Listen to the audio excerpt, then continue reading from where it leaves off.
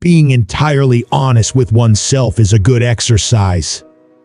Unexpressed emotions will never die. They are buried alive and will come forth later in uglier ways. We choose not randomly each other. We meet only those who already exists in our subconscious. The only person with whom you have to compare ourselves is that you in the past. And the only person better you should be. This is who you are now. The goal of all life is death. Love and work, work and love. That is all there is. Love is a state of temporary psychosis. Most people do not really want freedom because freedom involves responsibility, and most people are frightened of responsibility. Psychoanalysis is in essence a cure through love. Dreams are the royal road to the unconscious. I cannot think of any need in childhood as strong as the need for a father's protection.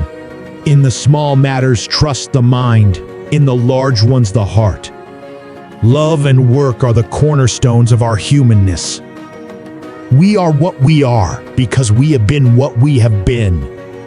Maturity is the ability to postpone gratification. Psychiatry is the art of teaching people how to stand on their own feet while reclining on couches. Without love, we fall ill. Not all men are worthy of love. The mind is like an iceberg. It floats with 1/7 of its bulk above water. There are no mistakes. The voice of reason is small, but very persistent. Religion is a universal obsessional neurosis. How bold one gets when one is sure of being loved. It is not attention that the child is seeking, but love. I prefer the company of animals more than the company of humans. Certainly, a wild animal is cruel, but to be merciless is the privilege of civilized humans. The paranoid is never entirely mistaken. The sexual life of adult women is a dark continent for psychology. All family life is organized around the most damaged person in it. The voice of the intellect is a soft one, but it does not rest until it has gained a hearing. The first requisite of civilization is that of justice. Time spent with cats is never wasted. A strong egoism is a protection. The only shame in masturbation is the shame of not doing it well. There is a powerful force within us, an unilluminated part of the mind separate from the conscious mind that is constantly at work molding our feelings and actions. A piece of creative writing, like a daydream, is a continuation of and a substitute for what was once the play of childhood. Everywhere I go, I find that a poet has been there before me. A father's death is the most important event, the more heartbreaking and poignant loss in a man's life. The madman is a dreamer awake. The liberty of the individual is no gift of civilization. It was greatest before there was any civilization. If you want your wife to listen to you, then talk to another woman. She will be all ears. Poets are masters of us ordinary men in knowledge of the mind because they drink at streams which we have not yet made accessible to science. Dreams are often most profound when they seem the most crazy. When inspiration does not come to me, I go halfway to meet it. History is just new people making old mistakes. Anxiety in children is originally nothing other than an expression of the fact they are feeling the loss of the person they love. Loneliness and darkness have just robbed me of my valuables. Crystals reveal their hidden structures only when broken. The ego is not master in its own house. Civilization began the first time an angry person cast a word instead of a rock. To be completely honest with oneself is the very best effort a human being can make. Dreams are the guardians of sleep and not its disturbers. All that matters is love and work. Were we fully to understand the reasons for other people's behavior, it would all make sense. The Irish are the one race for which psychoanalysis is of no use whatsoever, because they already live in a dream world. The dream is the liberation of the spirit from the pressure of external nature, a detachment of the soul from the fetters of matter. Sometimes a cigar is just a cigar. Dreams are constructed from the residue of yesterday. The news that reaches your consciousness is incomplete and often not to be relied on. Turn your eyes inward, look into your own depths, learn first to know yourself. The poor ego has a still harder time of it. It has to serve three harsh masters, and it has to do its best to reconcile the claims and demands of all three. The three tyrants are the external world, the superego, and the ID. A civilization which leaves so large a number of its participants unsatisfied and drives them into revolt, neither has nor deserves the prospect of a lasting existence. Only the real, rare, true scientific minds can endure doubt, which is attached to all our knowledge. In mourning, it is the world which has become poor and empty. In melancholia, it is the ego itself. Writers write for fame, power, and the love of women. All giving is asking, and all asking is an asking for love. Words and magic were in the beginning, one and the same thing, and even today words retain much of their magical power. My love is something valuable to me, which I ought not to throw away without reflection. The conscious mind may be compared to a fountain playing in the sun and falling back into the great subterranean pool of subconscious from which it rises. Religion is a system of wishful illusions together with a disavowal of reality, such as we find nowhere else but in a state of blissful hallucinatory confusion. Religion's 11th commandment is "Thou shalt not question." The virtuous man contents himself with dreaming that which the wicked man does in actual life. Desire presses ever forward unsubdued. My boy, smoking is one of the greatest and cheapest enjoyments in life, and if you decide in advance not to smoke, I can only feel sorry for you. One is very crazy when in love. Knowledge is the intellectual manipulation of carefully verified observations. In the depths of my heart, I can't help being convinced that my dear fellow men, with a few exceptions, are worthless. Humanity is in the highest degree irrational, so that there is no prospect of influencing it by reasonable arguments. Against prejudice, one can do nothing. No one who, like me, conjures up the most evil of those half-tamed demons that inhabit the human breast and seeks to wrestle with them can expect to come through the struggle unscathed. Where such men love, they have no desire, and where they desire, they cannot love. What we call happiness in the strictest sense comes from the preferably sudden satisfaction of needs which have been dammed up to a high degree. I have never doubted that religious phenomena are only to be understood on the pattern of the individual neurotic symptoms familiar to us. Whoever loves becomes humble. Those who love have, so to speak, pawned a part of their narcissism. The pleasure of satisfying a savage instinct, undomesticated by the ego, is incomparably much more intense than the one of satisfying a tamed instinct. The reason is becoming the enemy that prevents us from a lot of possibilities of pleasure. Might we not say that every child at play behaves like a creative writer, in that he creates a world of his own, or rather, rearranges the things of his world in a new way which pleases him? The very emphasis of the commandment, "Thou shalt not kill," makes it certain that we are descended from an endlessly long chain of generations of murderers whose love of murder was in their blood, as it is perhaps also in ours. The aim of psychoanalysis is to relieve people of their neurotic unhappiness so that they can be normally unhappy. The ego represents what we call reason and sanity, in contrast to the ID, which contains the passions. My way of working was different years ago. I used to wait until an idea came to me. Now I go halfway to meet it, though I don't know whether I find it any the quicker. The different religions have never overlooked a part played by the sense of guilt in civilization. What is more, they come forward with a claim to save mankind from this sense of guilt, which they call sin. Smoking is indispensable if one has nothing to kiss.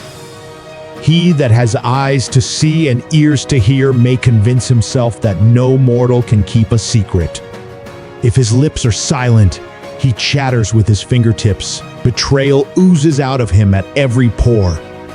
The interpretation of dreams is the royal road to a knowledge of the unconscious activities of the mind. It might be said of psychoanalysis that if you give it your little finger, it will soon have your whole hand.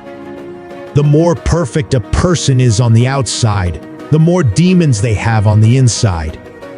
What a distressing contrast there is between the radiant intelligence of the child and the feeble mentality of the average adult.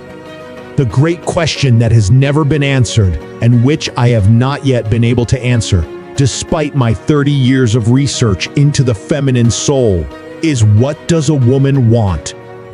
The only unnatural sexual behavior is none at all. Humor is a means of obtaining pleasure in spite of the distressing effects that interface with it.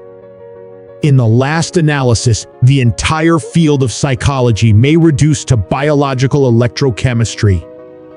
The scope of one's personality is defined by the magnitude of that problem, which is capable of driving a person out of his wits. Adolescent stage in the development of the human race from which humanity should free itself. Talk therapy turns hysterical misery to mundane unhappiness. Only a good-for-nothing is not interested in his past. The poets and philosophers before me discovered the unconscious. What I discovered was the scientific method by which the unconscious can be studied. Sexuality is the key to the problem of the psychoneuroses and of the neuroses in general. No one who disdains the key will ever be able to unlock the door. The price we pay for our advance in civilization is a loss of happiness through the heightening of the sense of guilt. Illusions commend themselves to us because they save us pain and allow us to enjoy pleasure instead. We must therefore accept it without complaint when they sometimes collide with a bit of reality against which they are dashed to pieces. The behavior of a human being in sexual matters is often a prototype for the whole of his other modes of reaction in life. When a man is freed of religion, he has a better chance to live a normal and wholesome life. Once again, only religion can answer the question of the purpose of life. One can hardly be wrong in concluding that the idea of life having a purpose stands and falls with the religious system. It is impossible to escape the impression that people commonly use false standards of measurement, that they seek power, success for themselves, and admire them in others, and that they underestimate what is of true value in life. We may say that hysteria is a caricature of an artistic creation, a compulsion neurosis, a caricature of a religion, and a paranoiac delusion, a caricature of a philosophic system. Religion belonged to the infancy of humanity. Now that humanity had come of age, it should be left behind. Toward the person who has died, we adopt a special attitude, something like admiration for someone who has accomplished a very difficult task. A hero is a man who stands up manfully against his father and in the end victoriously overcomes him. Creativity is an attempt to resolve a conflict generated by unexpressed biological impulses, such that unfulfilled desires are the driving force of the imagination, and they fuel our dreams and daydreams. A man who has been the indisputable favorite of his mother keeps for life the feeling of a conqueror. It is easy to see that the ego is that part of the ID which has been modified by the direct influence of the external world. No, our science is no illusion, but an illusion it would be to suppose that what science cannot give us, we can get elsewhere. I have found little good about human beings. In my experience, most of them are trash. A strong egoism is a protection against disease, but in the last resort, we must begin to love in order that we may not fall ill, and must fall ill if, in consequence of frustration, we cannot love. Religion is the process of unconscious wish fulfillment, where, for certain people, if the process did not take place, it would put them in self-danger of coming to mental harm, being unable to cope with the idea of a godless, purposeless life. Men are strong. So long as they represent a strong idea, they become powerless when they oppose it. When someone abuses me, I can defend myself, but against praise, I am defenseless. The first human who hurled an insult instead of a stone was the founder of civilization. There is no doubt that the resistance of the conscious and unconscious ego operates under the sway of the pleasure principle. It seeks to avoid the unpleasure, which would be produced by the liberation of the repressed. If children could, if adults knew, a woman should soften but not weaken a man. The game replaces sexual enjoyment by pleasure and movement. Homosexuality is assuredly no advantage, but it is nothing to be ashamed of. No vice, no degradation, it cannot be classified as an illness. A belligerent state permits itself every such misdeed, every such act of violence, as would disgrace the individual. When we share that as poetry in the prose of life, we know less about the sexual life of little girls than of boys. But we need not feel ashamed of this distinction. After all, the sexual life of adult women is a dark continent for psychology. The tendency to aggression is an innate, independent, instinctual disposition in man. It constitutes the powerful obstacle to culture. A fear of weapons is a sign of retarded sexual and emotional maturity. Life as we find it is too hard for us. It entails too much pain, too many disappointments, impossible tasks. We cannot do without palliative remedies. What is common in all these dreams is obvious. They completely satisfy wishes excited during the day, which remain unrealized. They are simply and undisguisedly realizations of wishes. Our fascination with gold is related to the fantasies of early childhood. I am not aware, however, that patients suffering from traumatic neurosis are much occupied in their waking lives with memories of their accident. Perhaps they are more concerned with not thinking of it. The inclination to aggression constitutes the greatest impediment to civilization. Words were originally magic, and the word retains much of its old magical power even today. Thinking is an experimental dealing with small quantities of energy, just as a general moves miniature figures over a map before setting his troops in action. Civilized society is perpetually menaced with disintegration through this primary hostility of men towards one another. A certain degree of neurosis is of inestimable value as a drive, especially to a psychologist. Civilized people have exchanged some part of their chances of happiness for a measure of security. Analogies. It is true, decide nothing, but they can make one feel more at home. A religion, even if it calls itself a religion of love, must be hard and unloving to those who do not belong to it. What progress we are making! In the Middle Ages, they would have burned me. Now they are content with burning my books. Conscience is the internal perception of the rejection of a particular wish operating within us. Flowers are restful to look at. They have neither emotions nor conflicts. In human beings, pure masculinity or femininity is not to be found either in a psychological or biological sense.